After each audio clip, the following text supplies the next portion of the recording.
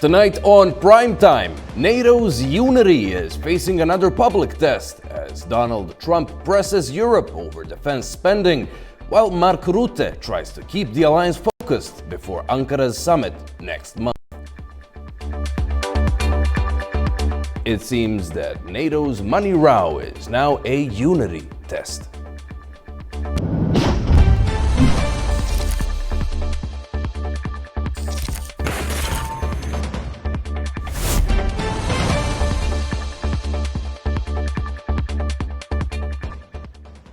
Welcome to the program. I'm Andy Mioch. Tensions between Washington and NATO are rising ahead of July's summit in Ankara.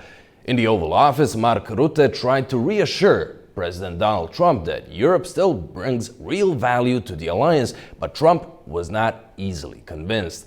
He questioned whether European allies had done enough to support the United States, particularly over Iran, and again returned to his long-running complaint that Europe is still not paying enough for its own defense.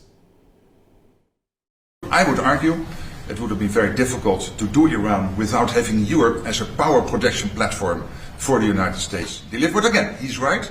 There is also reason for disappointment. It is a mixed bag. Well, the big question is, are they paying the 5%? They agreed 6 months ago when we were together to pay 5%. And for the most part, they're not paying. I just want their loyalty. We don't need their money. We don't need anything. We have the most powerful military in the world by far. But I just want loyalty. You know, we're so loyal to them. We're always fighting for them. Well, to discuss this, we are now joined by Yelena Novakov, political analyst, speaking to us from Belgrade. Yelena, welcome. Thank you so much for coming on Primetime. Now, Trump says Europe is still not paying enough for its own defense. Is he wrong? Or is this the uncomfortable truth that NATO leaders would rather not say out loud? Trump is exaggerating this problem, but he isn't inventing it. So since the inception of NATO, the United States have had this major responsibility of providing the most financial support and most military support. So this sudden change of him demanding European allies to increase their defense spending probably comes at a very inconvenient time and at a crucial point with the war in Ukraine going on. But what the European allies have been giving to the United States throughout this American financial and other leadership in the NATO is this unconditional support and following them to several illegal wars, etc. But in the meantime, Europe became dormant and became complacent. And now, given the war in Ukraine, it did prove that while it can withstand to help an ally, it can't actually provide critical defense to its eastern flank, basically. So what is happening now is that Trump is simply showing this transactional relationship that the United States have had with the European allies, whereas Europe preferred to always frame that as some sort of equality and solidarity between the allies, which, I mean, you can look at it that way, with the United States leading and Europe following, but now with Trump, that is going to change and has to change because Trump is going to pursue its own interests, regarding of Iran and specifically Indo-Pacific now, irrespective of his European allies. Well, Rutte did try to reassure him there, but if Washington still isn't convinced, does that perhaps expose a credibility problem with European allies?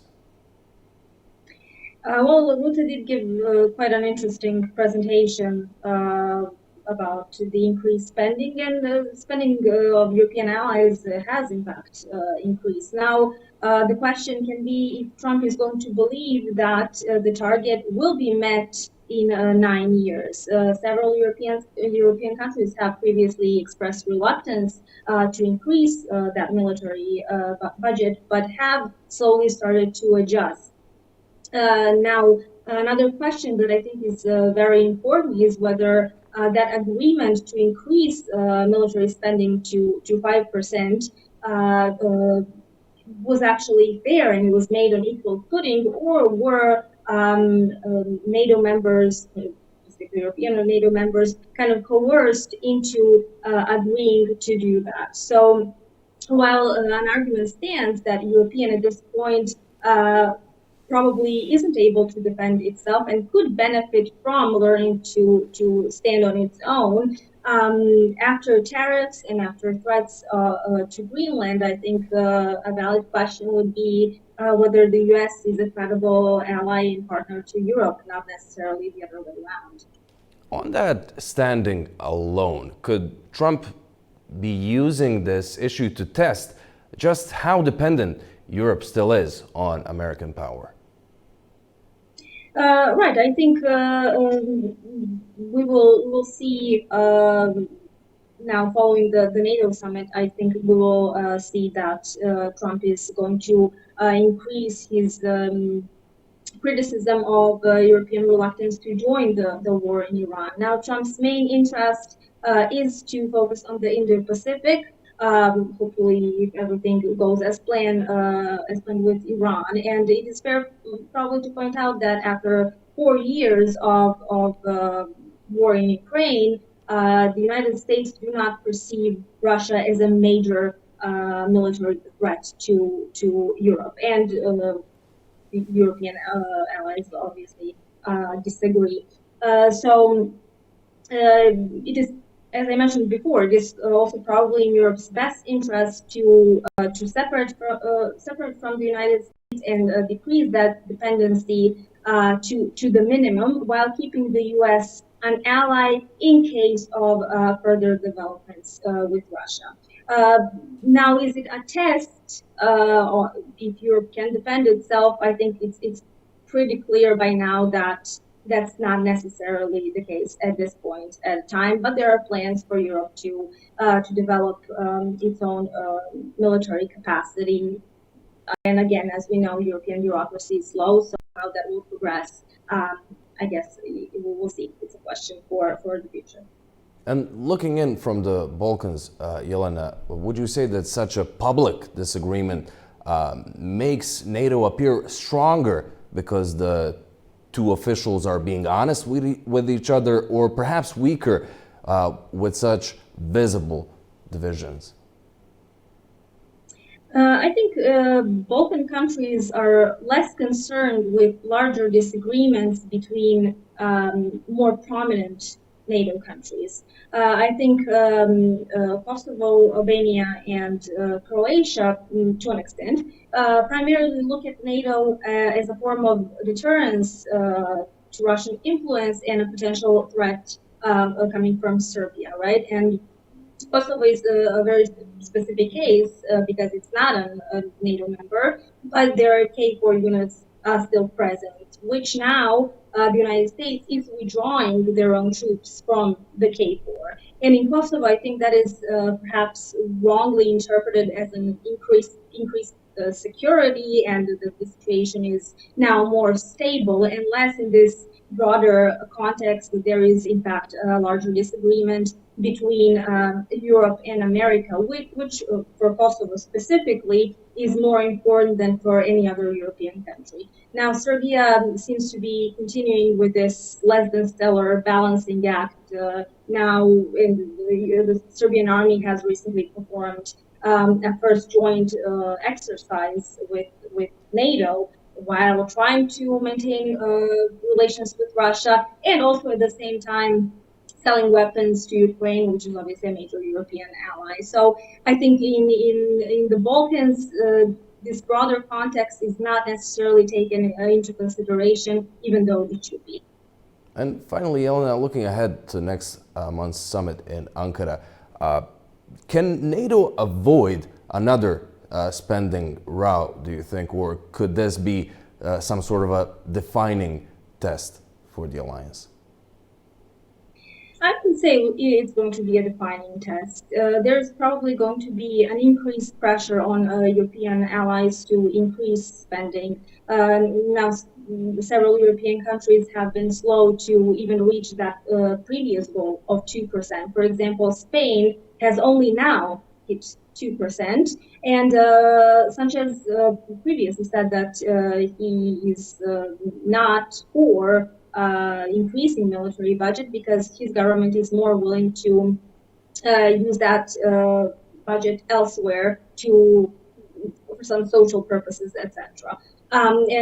Speaking of Spain, for example, while Sanchez's foreign policy has proven to be quite popular, they are headed into general elections next year. Chances are that a conservative government is coming. So we might see a shift within Spain then and other European countries that have been slower to raise their budget spending, such as Albania, Portugal, Belgium, might be prompted to follow suit. Yelena, thank you kindly for joining us on Primetime and providing us with your analysis. Yeah. All right, after the break, we will take a look at Ankara's preparations as Turkey gets ready to host NATO leaders at a crucial moment for the alliance. We'll be right back.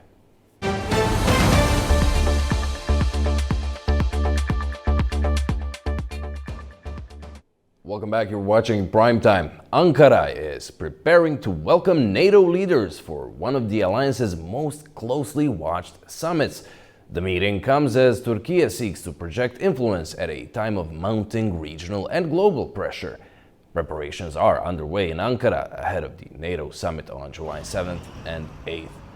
The gathering will bring alliance leaders to Turkey at a sensitive moment for transatlantic security, with Ukraine, Russia, defense spending, and regional instability expected to dominate discussions. For Ankara, it is a major diplomatic stage. Well, Turkey is preparing to host NATO leaders at a time when the alliance is facing pressure from several directions: Ukraine, the Middle East, Russia, and wider questions over regional security. For Ankara, the summit is also a chance to underline its growing role as a diplomatic player, not only inside NATO, but across the South Caucasus, where its close ties with Azerbaijan, energy links, and transport routes are becoming increasingly important.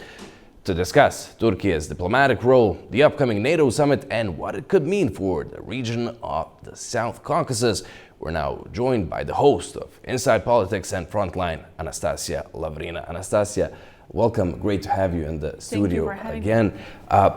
So Turkey is about to host NATO leaders in Ankara. How important is this event for the Turkish President Recep Tayyip Erdogan and for the country's diplomatic standing?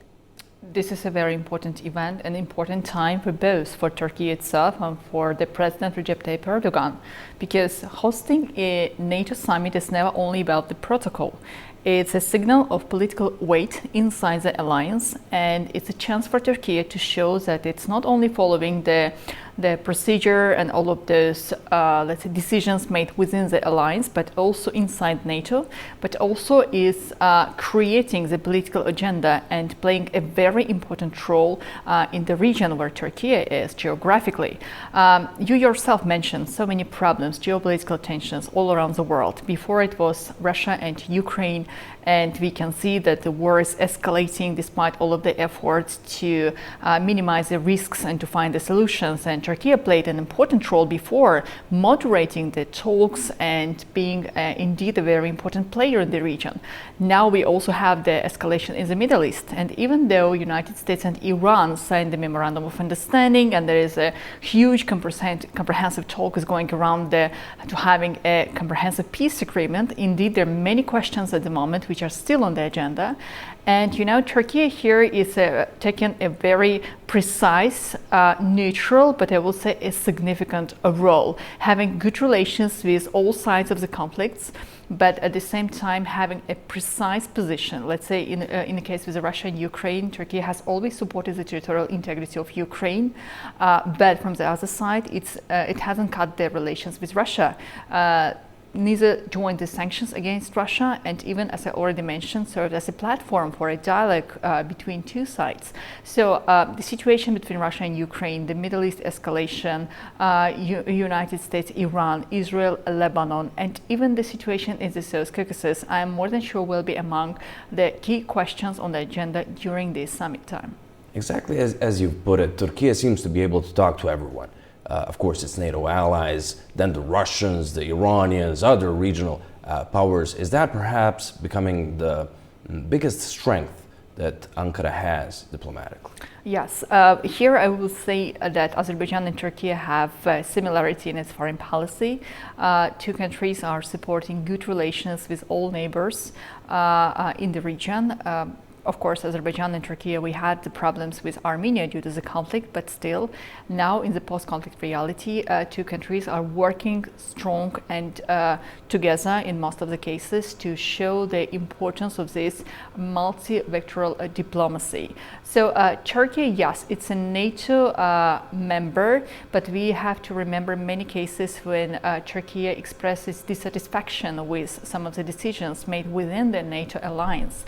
Turkey demonstrated that yes, it's a part of alliance, but still it follows its own independent direction. And if there is any kind of decision which violates the rights and interests of Turkish government and the Turkish Republic itself, then of course Turkey has a right and the position and the power and the strength to express its dissatisfaction. And talking about geographic location, here now indeed, we can mention many new projects which are on the agenda. Some of them are already on the stage of the implementation, some of them on the papers, but in the phase of to be discussed widely. The Middle Corridor, which is a part of the Belt and Road Initiative of China, the Zangezur Corridor or Trip Corridor, which is also important.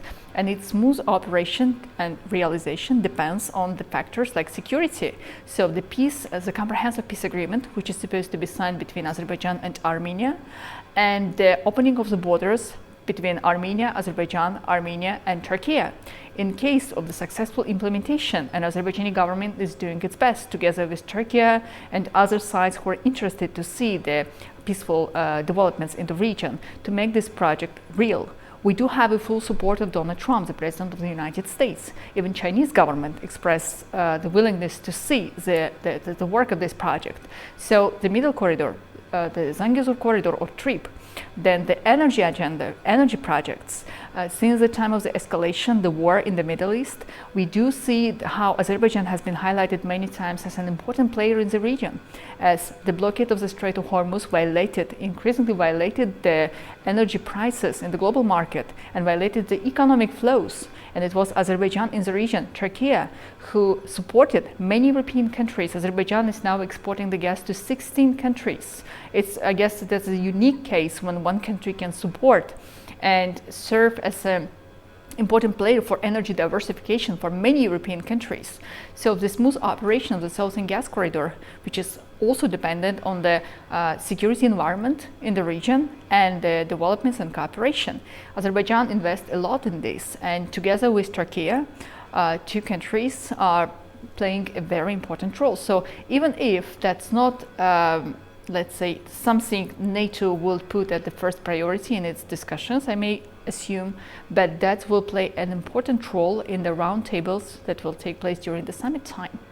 Well, of course, it seems that everything hinges on the final peace deal between Azerbaijan and Armenia.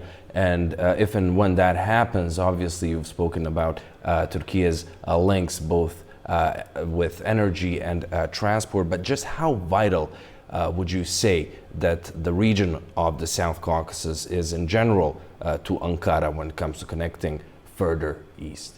A very good question indeed. Just recently we celebrated the 5th anniversary of Shusha Declaration, signed in 2021 in the cultural capital of Azerbaijan, Shusha city, with the participation of two leaders, President Ilham Aliyev and President Recep Tayyip Erdogan. And that Shusha Declaration, let's say, opened a new page in the bilateral relations between two countries from the security, economic, energy perspectives, and turned the attention of the all region countries and far beyond. So we see that in most of the cases, Turkey and Azerbaijan are acting as a real brotherly nations, as two countries which is having a strong position in the region.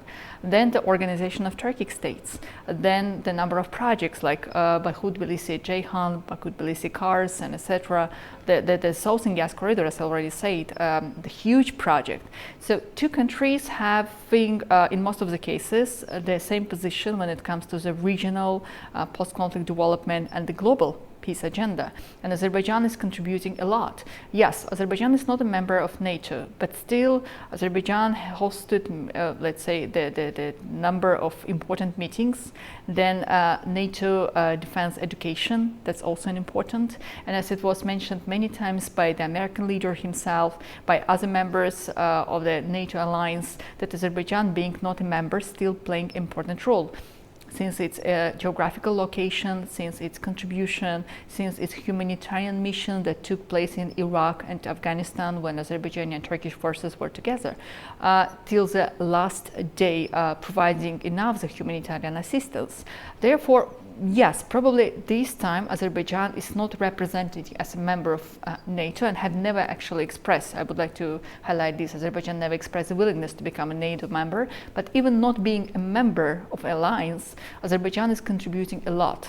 And the main and most of the important element is to guarantee the security in the region of the South Caucasus due to this strategic importance, due to the willingness of many global superpowers to have its own interest in the region.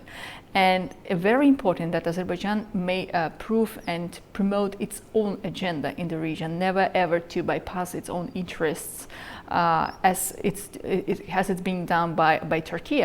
So the consequences, the results, the key outcomes of this summit probably will have its own implications for the region of the South Caucasus, where it's Azerbaijan that will take place for its smooth realization for the future. And we cannot ignore the fact that it's Azerbaijan that is bordering with two big countries in the region, Russia and Iran, which will be on the agenda in a number of topics that's to be discussed during the summit. Now, even though Azerbaijan is not a NATO member, its very close ally Turkey is. Do you think that Ankara, who is hosting the summit, might bring up some issues important to Azerbaijan? Do you think that Baku might be interested or maybe even impacted by some of the discussions at the summit? Yes, I think yes, because now we have a very important processes taking place in the region, specifically after the 8th of August last year, when the trilateral meetings were held in Washington with the participation of President Ilham Aliyev, President Donald Trump, and Prime Minister Nikol Pashinyan. We have a strategic partnership agreement with the United States, and United States is indeed a very important, I will say, the key member of NATO alliance. And then, of course, Turkey, that is having the second largest army within the NATO alliance. So the processes taking place in the region of the South Caucasus are in the full interests of such a superpower like the United States. So how the post-conflict development is being developed here in the region of the South Caucasus, how the negotiation process is being held between Yerevan and Baku, specifically now after the elections which took place in Armenia, where Nikol Pashinyan himself won the elections, let's say, the situation within the domestic policy of Armenia. Ursula von der Leyen is planning to come to Armenia, is being widely discussed, the expectations specifically now after the elections, and how exactly Armenia will continue balancing between the Western alliance, between, let's say, partners from NATO, United States, France, Brussels, European Parliament, and another side, it's Russia. Armenia is still in a full dependence of its economic and energy from Russia, but and in the Russian military base, it's on the territory of Armenia. But Armenia is willing to have more pro-Western orientation. Whether Nikol Pashinyan will be able to balance, to keep the balance and support the relations with both the membership within the Eurasian Integration Union, Eurasian Union, where Russia is taking the key place, and its pro-European Union orientation. From the the results of this policy will definitely affect the Armenian domestic and foreign policy. So how it will also have its own consequences for the foreign policy in relations with Azerbaijan. Yes, Nikol Pashinyan won the election, but whether he will be able to keep that referendum with the constitutional changes, which is #1 priority for Azerbaijan, to exclude any those territorial claims against Azerbaijan. That's #1 issue for the future comprehensive peace agreement to be signed between Yerevan and Baku. Whether Nikol Pashinyan will be able to do it within its own domestic political system or not, that's a big issue. And from that will depend the future developments and the economic integration among the member states within the South Caucasus. So what will take place in Turkey, and not so far from Azerbaijan, will indeed include the discussions of the South Caucasus. It's Azerbaijan's key role in the region, the implications, and the future possibilities. And looking at the summit a bit more broadly, Anastasia, with so many crises on the agenda, you've mentioned the Russia-Ukraine war, the Middle East conflict. What should we be watching most closely when leaders meet in Ankara? As I already mentioned, #1, it's the key question is whether NATO can maintain unity and long-term support to Kyiv, Ukraine. Remember when Donald Trump came to power during his second presidential term, the two key questions, whether United States, meaning NATO, also will be able and willing to support Ukraine. And the second issue, Donald Trump is always asking NATO member states to be more independent. He even stated that the European Union should rely more on itself rather than on the support from the United States. So the unity within alliance when it comes to the reaction to the global crisis, Russia, Ukraine, the Middle East, and many other issues, that will be seen as one of the key results, key outcome of this forum. Then, of course, the debate, it may take place over the defense spending within the NATO alliance and the contribution each and all member states may have. Then probably the Middle East on the key question to the United States, how do they see the future relations with Iran, how the peace building process is going, and whether two sides ready to sign the peace agreement. You know, there are many elements, many conditions put by both sides.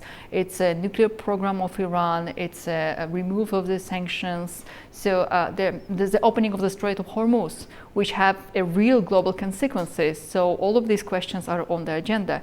And I think another very important question here, which security matters, it's a situation in the Caspian Sea and Black Sea. Just recently, President of Turkmenistan visited Azerbaijan, and indeed that was very important visit for the region, as two countries having a significant amount of energy sources in the region, in the Caspian region. Its future work from the energy economic perspective, transport developments, communication, Caspian Sea, coming from the Caspian Sea delimitation process, and the work in between of the Caspian Sea, South Caucasus and the Central Asian region. It's being seen now as one of the elements of the huge global politics, but we cannot ignore the fact that geographically Black Sea and the Caspian Sea, the South Caucasus itself are also matter. So these regions are no longer peripheral. They are connected to energy, to trade, to the situation around Russia and Ukraine conflict, Turkey's role, and Europe's diversification strategy. So this is also on the agenda. And finally, we should watch how Turkey itself will behave, because Ankara will use this summit to show that it's not only hosting NATO leaders, but it also presenting itself as a diplomatic bridge between NATO and the wider region, between Europe and Asia, between security challenges and the increasingly interconnected world in the region. A lot then there Absolutely. For the leaders to think and talk about. Anastasia, thank you so much. Thank you for having analysis. me. Thank you. All right, after the break, we'll take a look at Sudan's worsening health emergency, but also Venezuela, where two major earthquakes have struck, tearing down buildings, while rescuers rush to find those under the rubble still. Don't go away.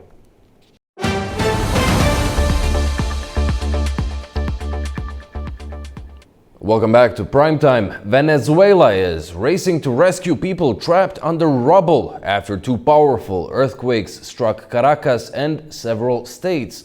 Authorities have reported collapsed buildings, repeated aftershocks, and growing international offers of assistance.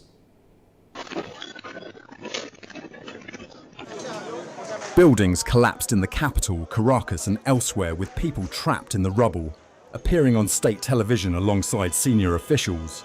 Venezuela's interim president Delcy Rodriguez offered condolences to the families of those killed.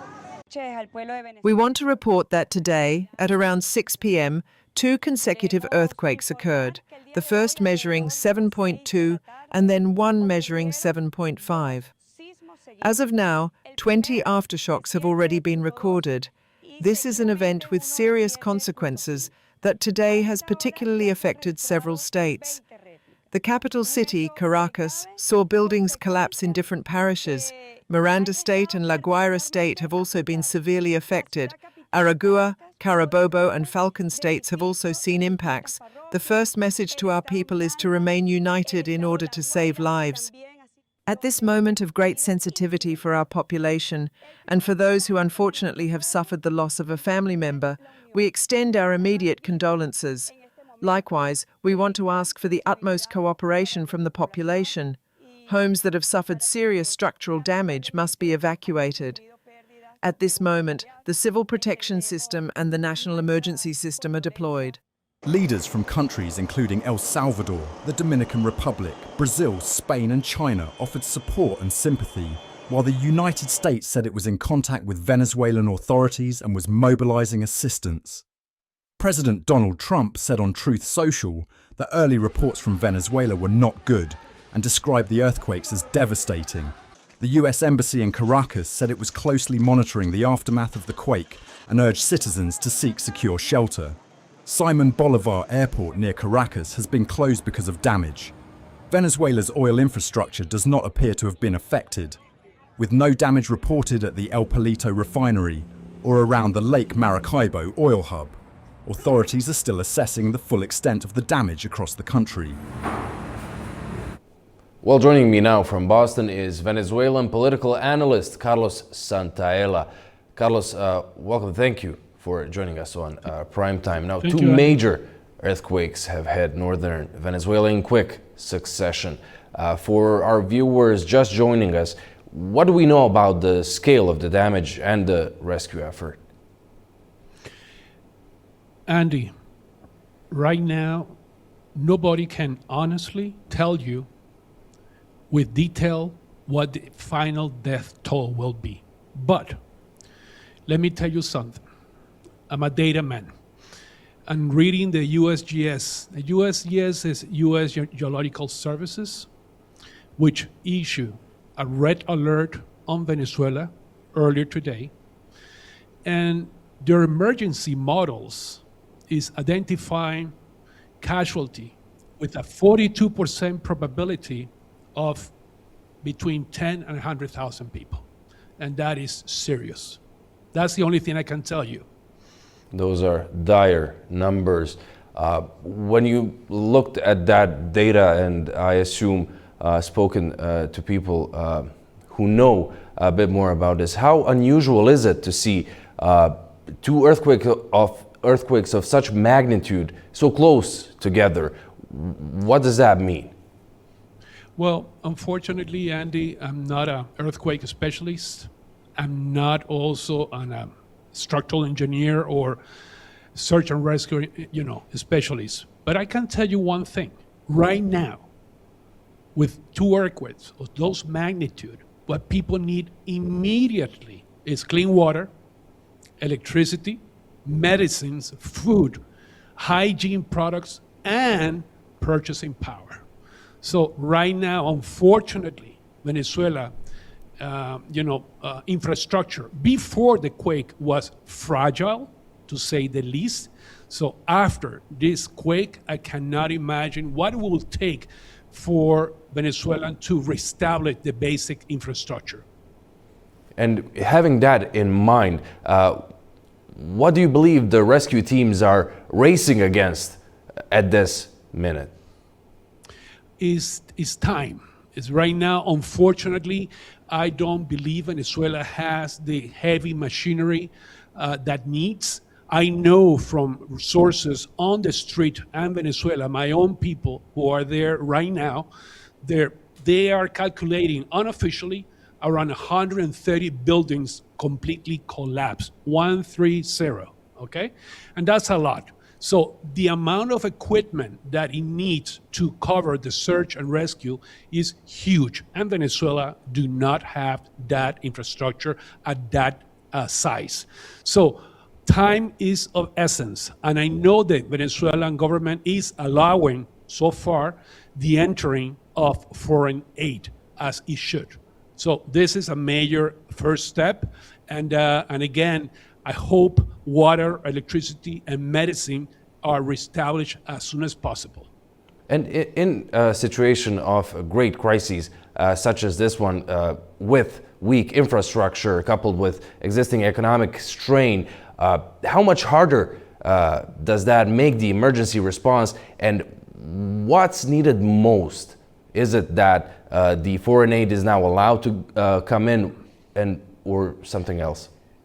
I have to tell you from experience, and I've been watching this type of disasters in other parts of the world, and the U.S. has a lot of experience in doing this type of rescues, and I know that the U.S. learned a lot from 25 years ago when, I don't know if you remember, Andy, the oil for food program in Iraq, that it was done through the UN, and they learned all the mistakes when people, at that time, there were 27 million people, how lack of efficiency was of that program. Today, I know that the most important thing for me is to put cash in people's pocket so people can immediately, and everybody's different. So some people will need baby formula, other people will be diabetes medicines, other people will need food, whatever. You need to put cash on people's pocket ASAP. And I can tell you, this morning, I've been talking to the US government, people that I know, and I know a massive US government aid is coming within those guardrails. Now, when you say that massive US support is coming, some international help has started to arrive in some ways, be it rescue teams or goods. What's needed most when you've of course said it's important to get cash in hand to the people there, but is that the thing that can make the most a real difference on the ground?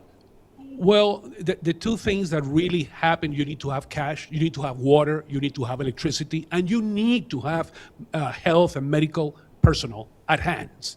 Venezuela infrastructure and health is extremely poor, deficient, and I know that countries from Central America, Colombia, Brazil, the US, China Spain can really dispatch teams, Red Cross, UN can dispatch special teams that can address those immediate issues. And on the political side of things, of course, who has as of yet pledged to send help?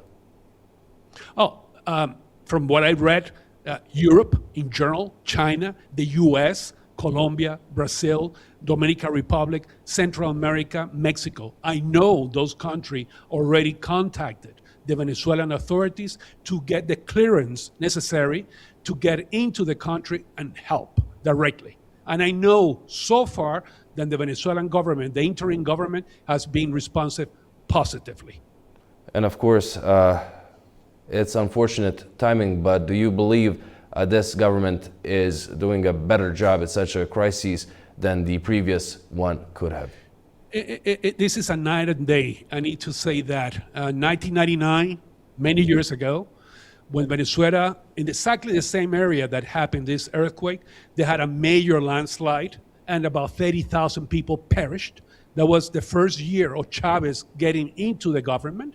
And the US, and I was there, I witnessed this, sent the US Navy and Coast Guard to help with heavy equipment for the landslide. And Chavez did not allow the U.S. enter the Venezuela territory to help. This time, I understand, is absolutely different. I understand that the government of Delcy Rodriguez is opening and welcoming all type of help. Well, at least that is one piece of good news coming out of this major catastrophe. Carlos, thank you so much for joining You're very us welcome. on Primetime. Thank you for having me. All right, after a short break, we will take a look at the latest strikes across the Ukraine conflict zone and what Vladimir Putin's new comments on peace talks may really mean. Don't go away.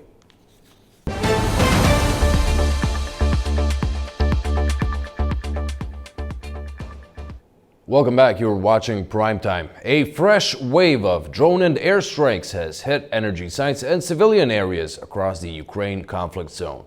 Kyiv says its long-range campaign is disrupting Russian logistics and fuel supplies, while Putin says Moscow is still ready for peace talks, but only on terms that reflect the realities on the ground. Attack has triggered a major fire at the Poltavskaya oil depot in Russia's Krasnodar region. Local officials report the blaze was caused by falling drone debris as Kiev steps up strikes on Russian energy infrastructure. The attack follows a broader warning from Ukraine's president regarding the reach of their long-range campaign. Our pressure campaign is being felt painfully by the Russian leadership. We are reaching military production facilities and gas infrastructure more than 1,200 kilometers from the front line. Fuel shortages already exist in more than 60 Russian regions. The Ukrainian president also claimed that Moscow is relocating air defense systems from other regions to reinforce security around the capital. The Russian leadership is now concentrating more air defense systems around Moscow and Putin's bridge across the Kerch Strait by stripping air defenses from other regions. They are protecting their power. Commenting on the escalation, US President Donald Trump described the Ukrainian leader as courageous, while noting the growing casualties on both sides. No matter how you look at it, he's doing pretty well. He's holding his own, at least. A lot of people dying on both sides, but I think he's doing pretty well. Look, you have to say he's courageous. He's got great equipment, but he's got great men. He's got fighters. The impact on civilian areas continues to rise. In Russian-held Horlivka, local emergency services reported that an overnight drone strike caused an apartment building to collapse, killing 3 people. The drone flew around at 1:15 a.m. and then it hit the 7th entrance. Lately, they have been flying both at day and at night. They even peek in the windows. Simultaneously, Russian airstrikes pound Ukraine's Zaporizhia and Poltava regions. Residential areas, gas production facilities and fuel stations are hit, leaving at least 1 civilian dead and 11 injured, including children. Well, joining me now from Chongqing, China is political analyst Alex Reporter5. Alex, welcome to the program. Great to have you. Now, we've heard these political statements, remarks from both Kyiv and Moscow about these strikes. Who's telling the truth here, if anyone? Well, thank you for having me on the program. Let's be entirely clear here. Moscow has never really closed the door to diplomacy. It was Kiev and the collective West, with the instruction of their Western handlers, that have, I would say, legally banned itself from negotiating. For a peace process to be serious, the West needs to stop treating negotiations like a theater. And this is where we get into real issues here. Zelensky, or I would say the soon-to-be unelected Zelensky, is still running a country of people that are dying on a daily basis. If he was to challenge the voters at this time, I don't think he would be the sitting president of Ukraine. Now, here's the real issue. Who is Moscow negotiating with? Are they negotiating with the United States, Donald Trump? Are they negotiating with NATO? Are they negotiating with the Macron government? No one really knows, and that's why we continue to see this as becoming a massive war of attrition. Well, Zelensky is, according to the constitution of Ukraine, still the president, as no election at wartime can happen. He's supported by, of course, all the Western partners. He has proposed several times to meet Putin face-to-face in Switzerland, Middle East, or in the US, but Putin had a counter proposal. Zelensky come to Moscow. Now, would you say that's a serious offer for peace negotiations? Zelensky will never show his face in Moscow, let alone he doesn't even show his face in Kiev. You know, we are giving him a lot of credit by calling him a sitting president of Ukraine. For me, I totally against that. It doesn't matter what he feels is going on there. There is a special military operation, according to the Russians. There was peace negotiations in 2014, 2015 with the Minsk agreements, which were signed by the sitting president of Ukraine at that time. And then the ceasefire and other things were broken during that time. So we are really dealing with a government that is off the rails, has no responsibility for its people. Millions of Ukrainians are dead. Millions of Ukrainians have left the country. And we're supposed to take this guy as being serious, a guy that's going to come to allegedly Moscow to sit down and negotiate.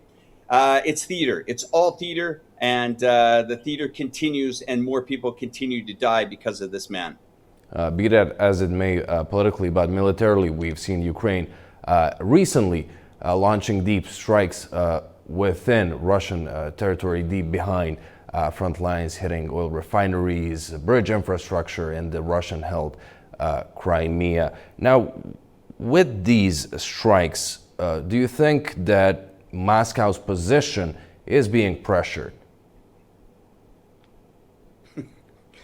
Well, that's quite comical. I mean, you send a few drones to hit a couple targets and everybody thinks Kiev is winning. It's great theater. It's great window shopping for the collective West and its military-industrial complex to do some selling in Ukraine of more artillery.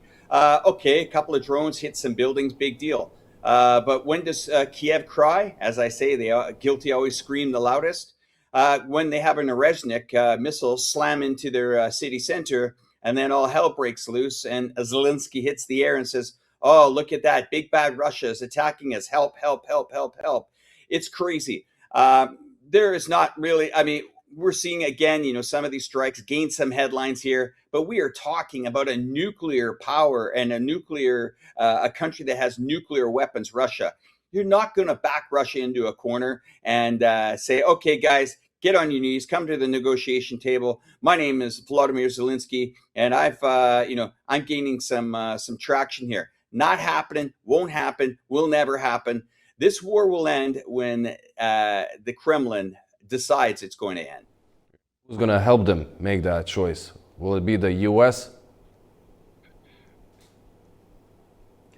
Well, let's see how intense it gets. When you start slamming drones into civilians in Moscow, we're going to rethink here. And remember, this is still only a special military operation by the Russian government. If it goes to a full military or a full war, then it's over.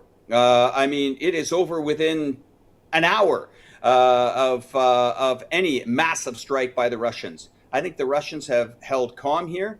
They want to negotiate about the territory, which is Russian territory by law now. That territory won't be given up. I've been to that territory. I've been to the Donbass region. I would say it's more Russia than Russia, and it's never going back. So well, perhaps it is now. Parts of it, anyway. What, going back to the Ukraine? No. You said it's now more Russia than Russia, and I'm saying perhaps it is now, at least parts of it. But when you take let me just step in there. We have to remember that in 2014, the government of Ukraine shut the electricity off to its people of the eastern part of Ukraine. And when bombs were flying from Ukraine to the eastern part of Ukraine, which were passport holders of Ukraine at that time, they were collectively bombing and shelling their own people. They cut off their pensions, they cut off their bank machine, they cut off their water, electricity, and mobile network. What a great way to treat citizens of your country. No wonder Russia has come to the rescue here and rescued its ethnic Russians at that time. Heroic. Yeah, they were not very welcomed by the majority of Ukraine's population, and now we have this war. As things stand right now, with these hits in civilian areas, you've mentioned there, drones in Moscow, St. Petersburg, we have aerial attacks across Ukraine, the capital, Kharkiv, Odessa. How much does this affect the maneuvering space for any negotiations? Is there an out here? Well, somebody is convinced Volodymyr Zelensky that he can win this conflict. Until reality sets in, you're going to continue to see Ukraine get decimated. It will continue to be decimated. And when this conflict is over, what will Ukraine look like? Will the millions of people that have fled the country, that have refused to stand and fight for Ukraine and this de facto leader, as I call him, in Kiev, we will continue to see it. What is left of Ukraine? Billions upon billions of dollars in debt after this special military operation ends, and maybe, what, 2/3 of its original land back to normal. It doesn't even have an operating airport. So we are talking, massive amount of restructuring building. To me, if I was running Ukraine right now, I would say, okay, we gave it our best shot. Thank you very much, Western leaders. We respect your collective West, and you losing a lot of your leaders running the countries because you've been supporting us over the last 4 or 5 years. But it's pretty much on paper and pretty much in reality, game over. I don't even know why we're still entertaining this comedian turned president at this time. And how do you feel about Ukrainian people who found soldiers attacking their country, a foreign nation bombing their capital and other cities, and when they are approached, or when they approach Western partners who say, all right, we can provide you weapons. If you were Ukrainian, would you not fight?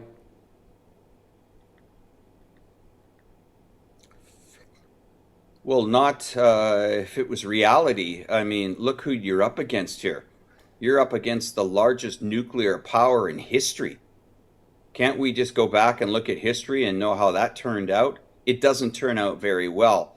You are sending people, the Zelensky government is sending people into a meat grinder.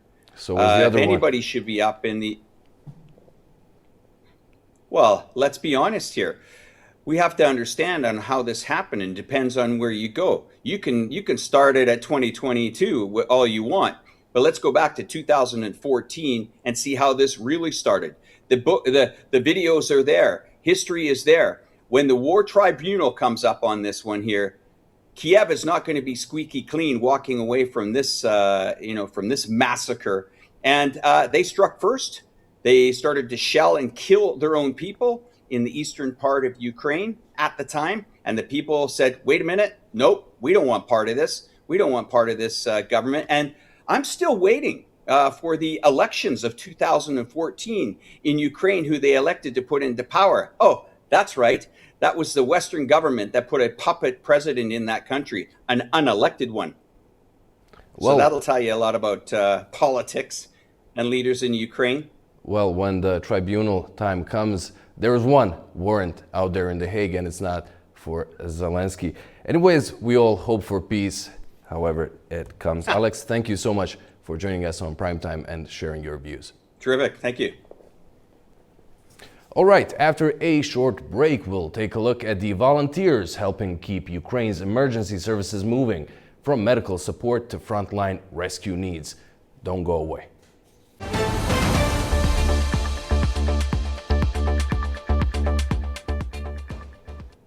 Welcome back. You're watching Primetime. As the war in Ukraine continues, the pressure on emergency services remains severe. Beyond the battlefield, civilians, medics, and rescue workers still depend on outside support to keep basic response systems running. Across Ukraine, emergency teams are working under extraordinary pressure. Ambulances, fire crews, and medical units are often operating close to damaged infrastructure, repeated attacks, and stretched local resources.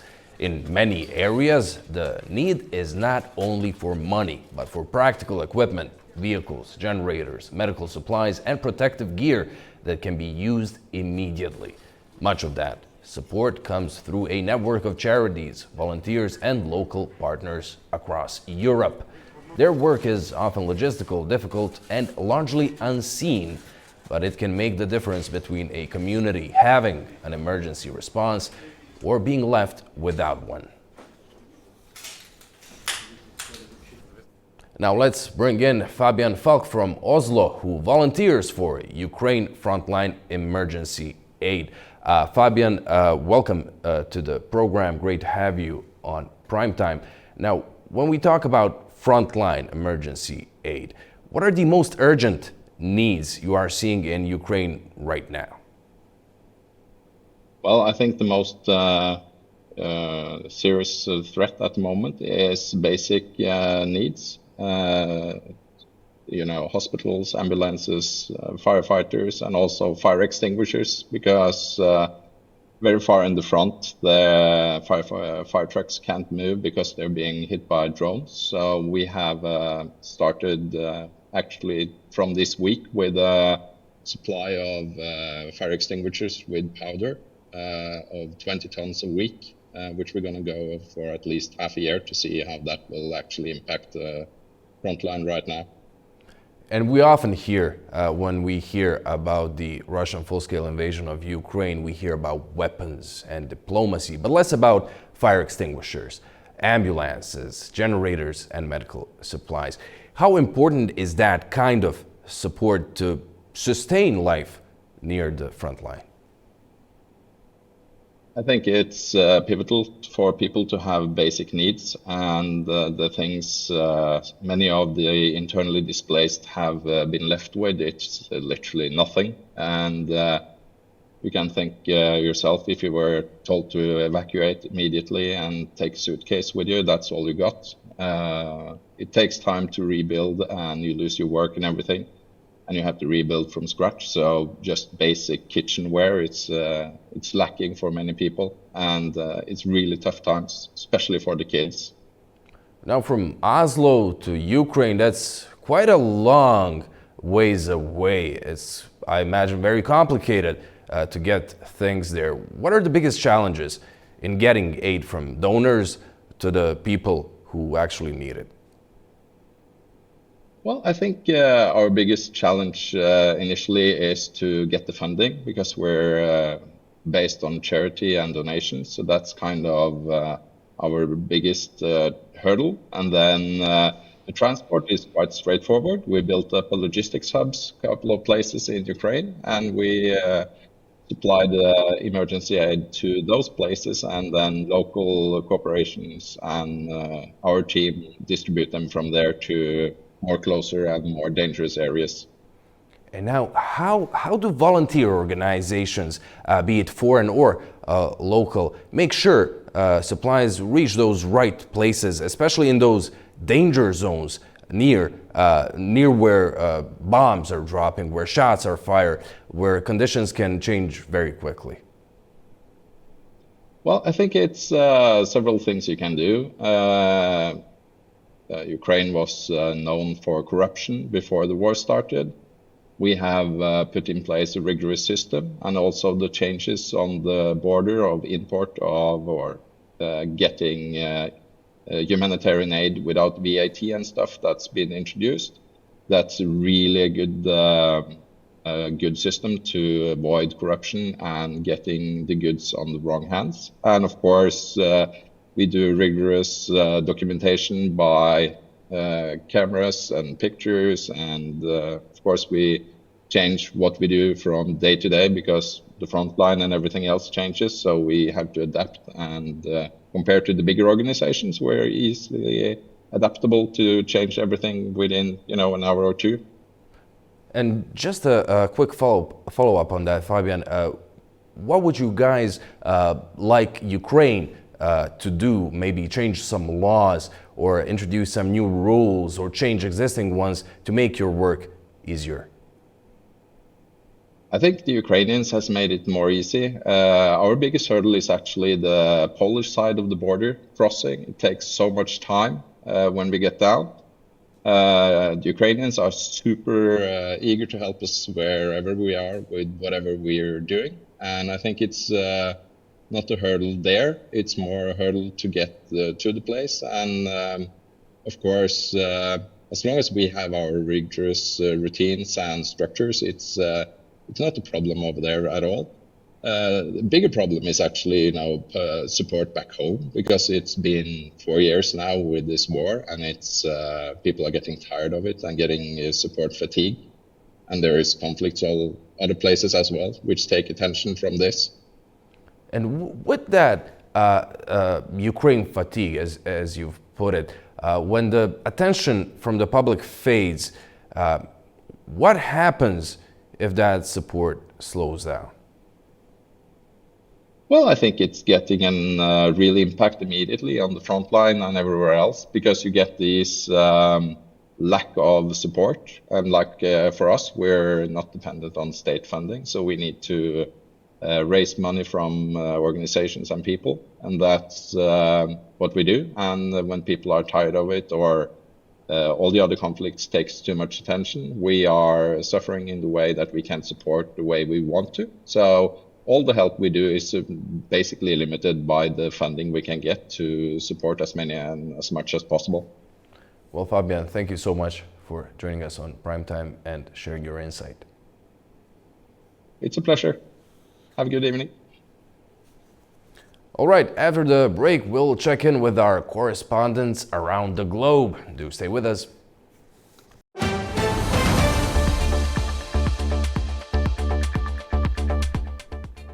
Welcome back. You're watching Primetime. A Baku Initiative Group conference on refugee return and self-determination has taken place inside the Russell Senate office building near the U.S. Capitol. The event focused on Azerbaijanis displaced from Western Azerbaijan, Baku's term for parts of present-day Armenia, against the backdrop of peace talks between Baku and Yerevan. Adam Morrow reports from Washington, D.C. A conference organized by the Baku Initiative Group was held Wednesday inside the Russell Senate office building, just steps away from the U.S. Capitol. The event, entitled Right of Return and Self-Determination, brought together legal experts, academics, activists, and community representatives to discuss displacement, refugee rights, and self-determination.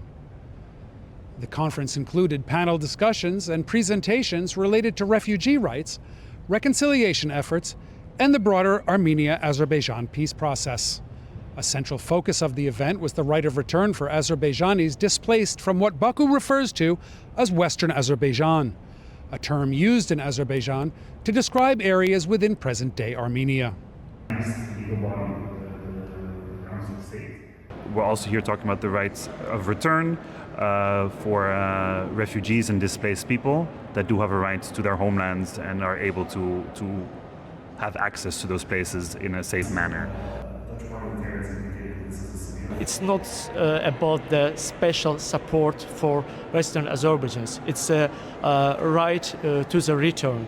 And the right to the return, it is a recognized right of Western Azerbaijanis, which included in the international law and international norms and principles. The conference comes at a time when Azerbaijan and Armenia are engaged in talks aimed at normalizing relations. The issue of the return of refugees remains one of the most sensitive and politically charged subjects between the two countries. Azerbaijan argues that displaced Azerbaijanis should be able to return to their former homes in Armenia. But Armenian groups have voiced objections to the Western Azerbaijan narrative, saying it raises concerns about potential territorial claims. The venue of Wednesday's conference has also attracted attention. Although it is not an official U.S. Congress event, it was held within a congressional building on Capitol Hill, which organizers say reflects growing international interest in the issue. The event comes as diplomatic contacts between Baku and Yerevan have intensified in recent months, with both sides voicing support for a final peace deal, despite outstanding differences on several likely points. An aid worker who returned to France has tested positive for Ebola, prompting isolation and contact tracing as authorities monitored the wider outbreak in Central Africa. Anita Sharma has more. Welcome to This Day in Europe, where France confirmed its first Ebola case linked to the current outbreak in the Democratic Republic of Congo. The patient is a doctor from Alima, an NGO that provides health care for vulnerable communities. The doctor recently returned from a humanitarian mission in Congo, and French health authorities say the patient is in isolation while contact tracing is underway. The case comes as health agencies struggle to contain what officials describe as one of the fastest growing Ebola outbreaks on record. More than 1,000 people have been infected and more than 260 have died since the outbreak was officially declared on May 15th. The virus involved is the rare Bundibugyo strain, for which there is currently no approved vaccine or specific treatment. However, the World Health Organization says there is no reason to panic. The Director General noted that fewer than 30 Ebola cases have been detected outside Africa over the past 50 years. He also said the risk to the rest of the world remains low. But there are still concerns about the outbreak's trajectory. UN humanitarians say the disease is spreading at an unprecedented pace in eastern Congo, while aid workers continue to face security challenges and community mistrust that are complicating containment efforts. For now, French authorities say existing protocols are working as intended. The WHO says the case also highlights the risks faced by frontline responders. Nearly 80 health workers have been infected during the outbreak, underscoring the importance of stronger infection prevention and control measures. For A News, I'm Anita Sharma in Arnhem, Netherlands. Georgia is facing fresh criticism from the Parliamentary Assembly of the Council of Europe after it adopted a resolution warning of democratic backsliding. The Georgian government has rejected the findings as politically biased, while Tbilisi remains a Council of Europe member without representation in the Assembly. Nini Nikolaishvili has more on that in Tbilisi. The Parliamentary Assembly of the Council of Europe has formally adopted a resolution that concludes that Georgia's democracy is backsliding. It states that none of the Assembly's recommendations have been implemented and that conditions for free and fair elections do not currently exist in the country. It singles out the politically motivated prosecution of opposition leaders, restrictions on civil society and independent media, police conduct during protests, and legislation widely criticized as designed to silence dissent. The Georgian government's response was immediate. Prime Minister Irakli Kobakhidze called the resolution absurd, saying that the assembly no longer holds any significance. Parliamentary Speaker Shavo Papashvili said it is politically biased, factually false, and direct attack on Georgian sovereignty. Georgia withdrew from the Assembly in January 2025 after it passed a resolution calling on Tbilisi to hold new parliamentary elections, but it didn't back out of the Council of Europe itself. However, that means that Georgia had no representatives there when the resolution was adopted. Georgia remains a Council of Europe member state bound by its obligations, but without a delegation in the Parliamentary Assembly, it has no power over this kind of resolution criticizing the government. Nini Nikolaishvili, Tbilisi, A News. The highly anticipated UFC Fight Week has officially begun in Azerbaijan's capital, Baku. Mixed martial artists from around the world are showing off their skills and meeting fans ahead of the main event on Saturday night. Here's a report from Narchicek Jahangirli, who witnessed some early mind games between the fighters before fight night. Oh yeah, whoa. Look, they can never keep me down, I'm going, and if I ever fail, just know I'll go again. I never quit, cause I know that every loss may lead to another win. I'm going up. Fight night is getting closer, and UFC Media Day is where fighters make their final statements before stepping into the octagon. With emotions running high and power on display, here's the atmosphere among the fighters before the main night. Rafael Fiziev versus Manuel Torres. These two names are written on billboards all around Baku, and that means UFC Fight Week has taken over the city. Before the most anticipated night, the fighters used the media moment to start the battle of minds, building up the tension. Words showed no mercy as each athlete heated up the media session with the boldest statements possible.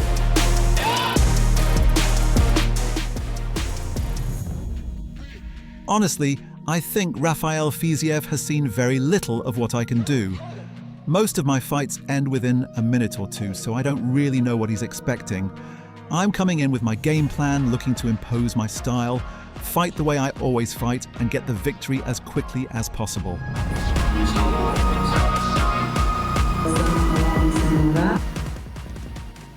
I don't see anything special in Torres' style. He doesn't use any unique tactics and just sticks to the fundamentals. I've fought plenty of guys like him throughout my career. He moves forward, moves backward, throws his attacks, and that's it. And this is exactly what fans are crazy for. Fearless, unexpected and merciless rivalries between the world's top UFC fighters. The atmosphere in the fan zone was just as intense as supporters gathered to watch their favorite athletes during an open workout. The loudest cheers came from the youngest supporters who had followed these fighters for years and were now hoping to get their hands on a shirt, a pair of gloves, or simply a moment with their heroes. I want to see beautiful knockouts, and my favorite fighter here is Fiziev and Sharabulet. I think they will win. We're expecting a spectacular performance from Magomedov and to see him display his elite wrestling skills. I'm confident he can deliver. And of course, we're hoping for a quick knockout from Fiziev. I think that's the outcome everyone wants to see. I came here from St. Petersburg to watch Sharabulet fight in the UFC. I've been eagerly waiting for Saturday's fight and can't wait to see it. I think it's going to be amazing. There are two fighters my favorite. First, Rafael Fiziev, exactly because he's the president of Azerbaijan, and the second is Sharabulet. But no matter who wins, mixed martial arts fans have gathered in Baku to witness an epic battle on the Caspian shore. It is already the second consecutive year that Baku is hosting a major UFC event, and the city is fully ready to rock the region with its fiercest battles. Pakistan says broader trade with Iran will depend on the lifting of international sanctions under the recent deal with the United States. And as those negotiations continue, Islamabad and Tehran are moving to strengthen border security and counter-terrorism cooperation. Mariam Zia reports. Pakistan is signaling its readiness to move forward on expanded trade ties with Iran, especially once international sanctions are lifted. But that depends on a final agreement between Tehran and Washington. Foreign Office spokesman in Islamabad, Tahir Hussain Andradi, said that the trade and economic projects with Iran could move forward. But sanctions relief is the key to unlocking broader cooperation. Pakistan is already preparing the infrastructure for expanded deals with Iran. The Federal Board of Revenue has designated a portion of the Taftan railway station as a land customs station. This is an upgrade for the country's main rail gateway to Iran. The move supports the two countries' long-standing goal of increasing the bilateral trade to $5 billion. However, sanctions, banking restrictions, and limited border infrastructure have kept the trade well below that target until now. Alongside economic planning, both countries are also engaged in closer coordination on security. With the recent de-escalation in regional tensions, the Pakistani and Iranian interior ministers have agreed to expand cooperation on counterterrorism, border security, cybersecurity, and immigration. For Pakistan, the strategy is twofold. Prepare for the commercial opportunities that could emerge if sanctions are eased, while also strengthening the security cooperation with a neighbor that shares nearly 900 kilometers of its border. Mariam Zia, A News. Iran has pushed back against U.S. comments on the ceasefire deal, warning that disputes over inspections, sanctions relief, and regional security remain unresolved. Tehran says access to bombed nuclear sites will only be decided within the final framework of any agreement.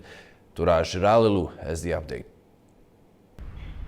Iran's foreign ministry has condemned remarks by U.S. officials on the clauses and implementation of the ceasefire deal between Tehran and Washington.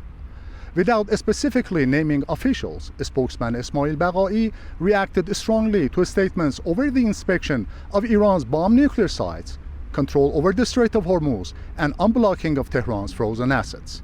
He added that Iranian side predicted that the Americans' animosity would not end with the signing of an agreement. He also said it would not reduce Iran's suspicion because of broken promises in the past. In a separate post on X, Baghai slammed U.S. Secretary of State Marco Rubio's remarks on Iran and the Lebanese anti-Israel group Hezbollah. Rubio said during his tour of the Persian Gulf that Lebanon is part of the talks with Iran only due to Tehran's support for Hezbollah. But Baghai said that no one will be fooled by such a rhetoric. He added that peace in the region cannot be achieved as long as U.S. militarism and interventionism continue. In another development, the Deputy Foreign Minister for Legal and International Affairs, Kazem Gharibabadi, has said that the Iranian delegation did not meet the IAEA Director General Rafael Grossi in Switzerland as he requested. He rejected reports of Iran's agreement to have its nuclear sites that were bombed in Israeli-U.S. strikes inspected. He said access to nuclear facilities and their materials will only be decided within the final framework of the deal between Washington and Tehran. Meanwhile, regional diplomacy continues. Foreign Minister Abbas Araghchi has held the phone with his Saudi counterpart. According to official sources, he briefed Faisal bin Farhan on the latest negotiations with the United States. Turaj Shiralilu from Tehran for A News. Afghanistan has ranked last in this year's Kids' Rights Index, placing renewed focus on the severe pressure facing children across the country. UNICEF says more than 11 million Afghan children need humanitarian assistance amid poverty, malnutrition, displacement, and restrictions on girls' education. Tamim Bahis has the details in Kabul. The Kids' Rights Index measures children's rights across key areas, including the right to life, health, education, protection, and whether children are growing up in an environment that supports their rights. The annual list is compiled by Foundation Kids' Rights, based in the Netherlands. This year, Afghanistan ranks at the bottom, which means areas that measure the quality of a child's life have come under severe pressure. This is not the first time Afghanistan has appeared at the end of an international ranking like this. UNICEF has also warned that Afghanistan remains one of the world's toughest places to be a child. In its 2026 report, the UN Children's Agency estimates that more than 11 million children in Afghanistan need humanitarian assistance. Families continue to face poverty, limited access to health services, malnutrition, displacement, climate shocks, and restrictions on education. The situation is particularly severe for girls who remain barred from secondary and higher education. UNICEF warns the restrictions could also reduce the number of female teachers and health workers in the coming years. That matters because many Afghan women and children depend on female teachers and health workers. Any decline in their numbers could further limit access to education and healthcare. The latest Kids' Rights report is just the latest evidence in what humanitarian agencies say reflects a much wider crisis, one affecting millions of Afghan children every day. Tamim Bahis in Kabul, A News. Tajikistan is looking to Iran as a possible new source of fuel imports, as Tehran hosts talks on expanding energy cooperation. The discussions come as Dushanbe seeks to diversify supplies and reduce its heavy reliance on Russian petroleum products. Sevil Rajapova has more on that in Tashkent. Tehran has hosted talks between energy officials from Tajikistan and Iran. focused on expanding cooperation in the oil and petroleum product sector. The discussions explored supplying part of Tajikistan's fuel demand with Iranian petroleum products while strengthening cooperation in fuel transportation, trade and distribution. The issue is particularly significant for Tajikistan. Domestic oil production remains limited at just over 300 barrels per day. The country imports more than 1 million tons of petroleum products annually, with Russia currently supplying the vast majority of its fuel needs. With further cooperation, Iran could become an additional source of fuel imports as Tajikistan seeks to diversify supplies and strengthen its long-term energy security. Officials from both countries described the closer cooperation in the energy sector as an important step towards strengthening their economic ties and expanding bilateral trade. It is Sivil Rajab reporting from Tashkent, Uzbekistan A News. China is calling for normal navigation through the Strait of Hormuz to be restored, warning of risks to global supply chains. Chinese Foreign Minister Wang Yi made the appeal in a phone call with Pakistan's Deputy Prime Minister and Foreign Minister Mohammad Ishaq Dar on Wednesday. Mahnur Makhdoom has more. Chinese Foreign Minister Wang Yi said that normal navigation through the Strait of Hormuz should be restored as soon as possible to safeguard the stability of global industrial and supply chains. He made the remarks during a phone call with Pakistani officials on Wednesday. Wang stressed the strategic importance of keeping key maritime routes open and stable, particularly in energy-linked corridors that are vital to global trade. The Strait of Hormuz remains one of the world's most critical shipping choke points, with disruptions there often having immediate implications for global oil and logistics flows.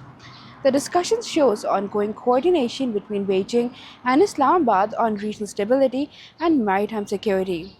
China has consistently advocated for the protection of international shipping lanes and de-escalation of tensions in sensitive geopolitical regions. Manu Makhdoom, A News, Beijing. All right, we're gonna go for a short break, but when we return, we'll take a look at more top stories of the day. Don't go away.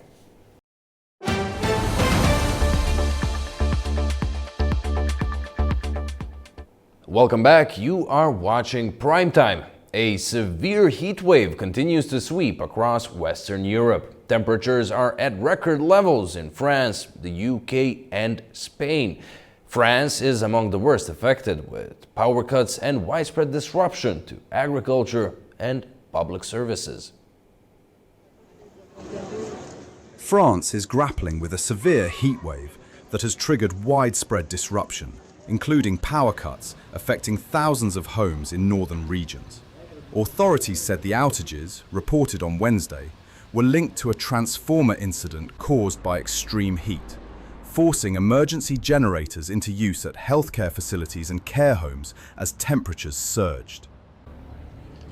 The country also recorded its hottest national average temperature on record during the ongoing heat wave, with meteorologists confirming that on the same day, the 24-hour average reached 30 degrees Celsius, surpassing the previous record set just a day earlier.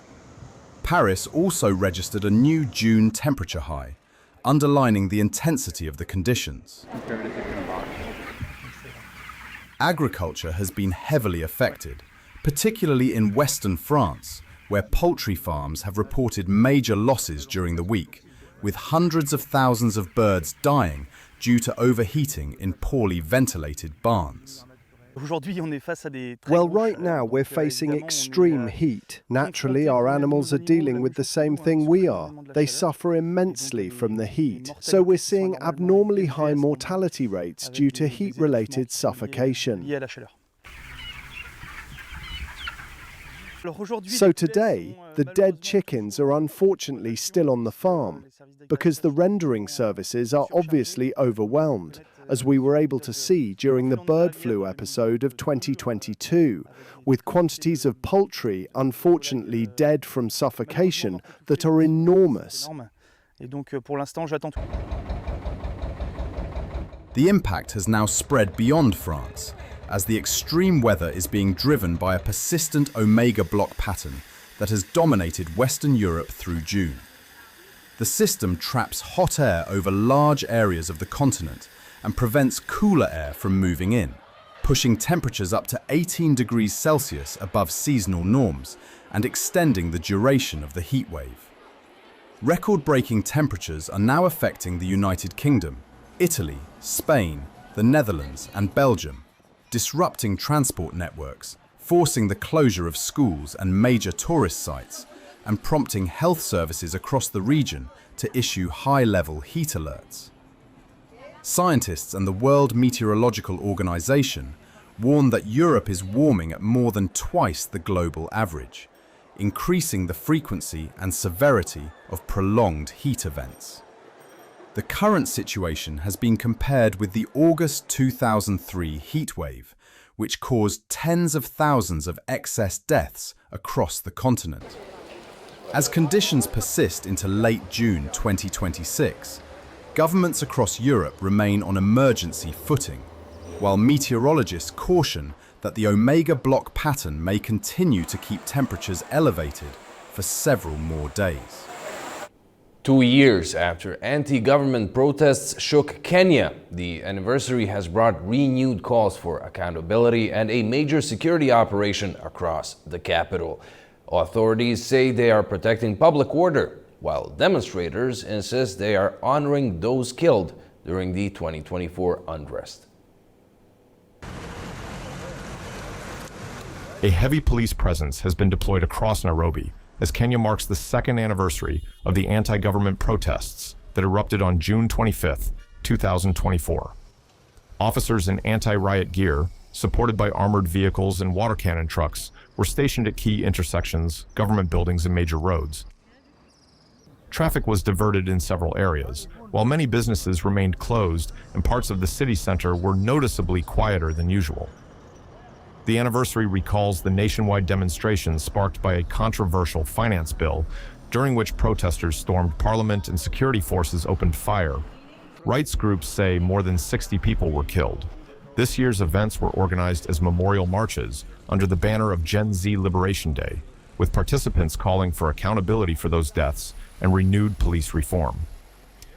Ahead of the anniversary, Interior Cabinet Secretary said the demonstrations had been formally notified to authorities and that the right to peaceful assembly would be respected. However, the scale of the security deployment and road restrictions underscored official concerns about maintaining order during the commemorations. Baku has hosted an international conference on the role of auditing in promoting transparency and accountability. The event also focused on strengthening cooperation among the Turkic states. An international conference on the role of auditing in protecting the interests of the state and businesses has been held in Baku. The event brought together representatives from Azerbaijan, Turkey, Kazakhstan and Uzbekistan. Discussions focused on the contribution of auditing to transparency, accountability, economic security and anti-corruption efforts. Participants also explored ways to strengthen cooperation among audit and accounting bodies across the Turkic states. I sincerely hope that Azerbaijan and Turkey will continue advancing together toward a stronger human rights-oriented vision and become an exemplary model in the implementation of human rights standards.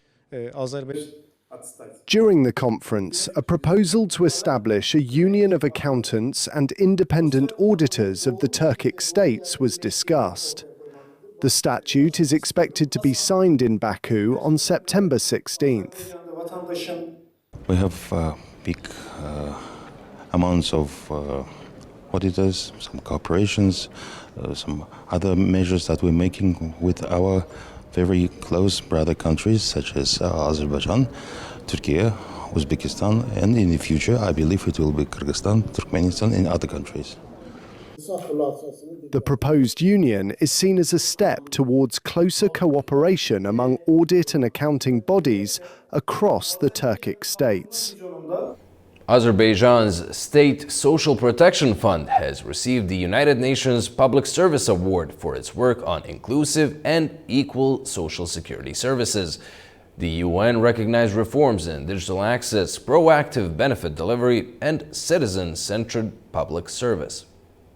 The State Social Protection Fund of Azerbaijan has received the United Nations Public Service Award. The fund was honoured in the category Delivering Inclusive and Equitable Services to Leave No One Behind for its initiative, Inclusive and Equal Social Security Services for All.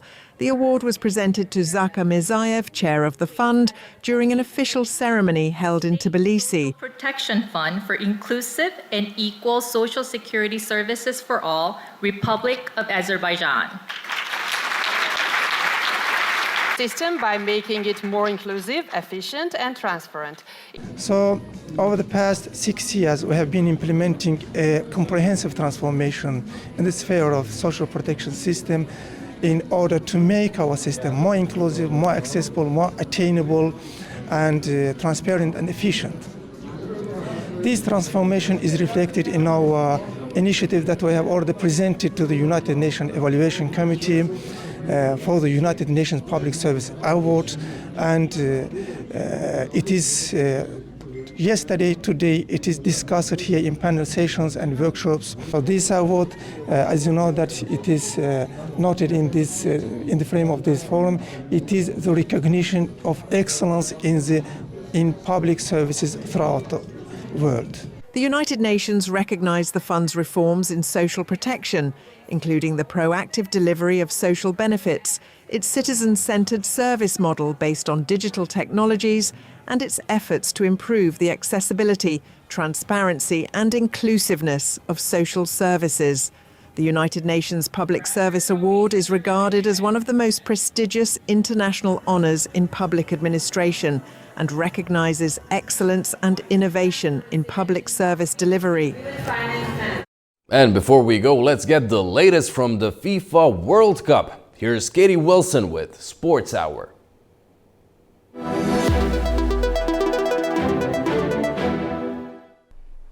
Hi, I'm Katie Wilson and here's your FIFA World Cup news roundup. With the final round of group fixtures now underway, the path to the World Cup final is starting to take shape. We're starting to get a sense of who will qualify for the round of 32 and who's been eliminated. Now, just a reminder, the first and second place finishers in the group will qualify straight away. Fourth place will be eliminated and crucially, only the top 8 third place finishers will join that round of 32 qualifiers. Final group stage matches are always played at the same time in order to ensure fairness, and there's already been a few surprises in the games so far. South Africa reached the World Cup knockout rounds for the first time in their history after an astonishing turnaround since their opening game, beating the favourites South Korea 1-0. Let's see how their fans were celebrating over in Mexico. I'm feeling very good, I'm very happy. Bafana won.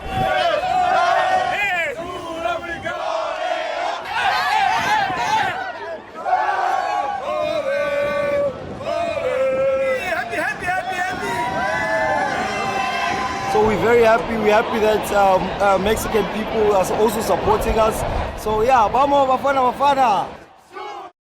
Heartbreak for the Tartan Army, however, as Scotland suffer a crushing 3-0 defeat against Brazil in Miami, leaving their hopes of reaching the knockout stages in peril. It was as good as done after 7 minutes when Vinnie Jr. scored his first of 2 goals, and it's fair to say Scotland's manager Steve Clarke did not hold back after the game. Let's take a look at that.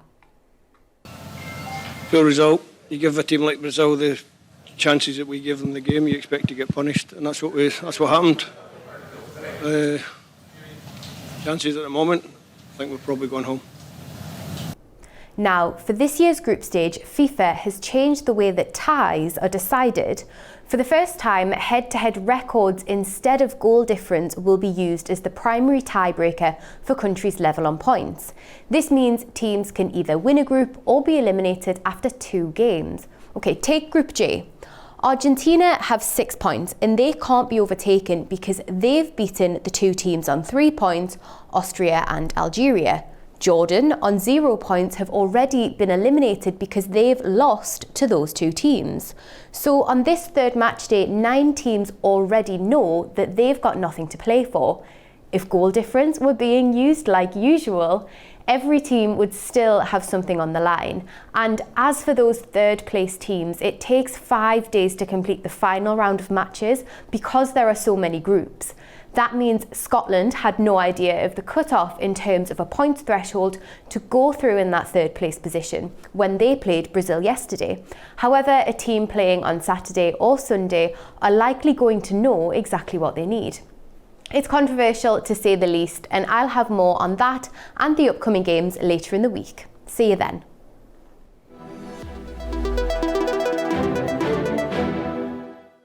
Well, that's our show. Thank you so much for watching, and join us again tomorrow. From all of us here at A News, have a very nice evening.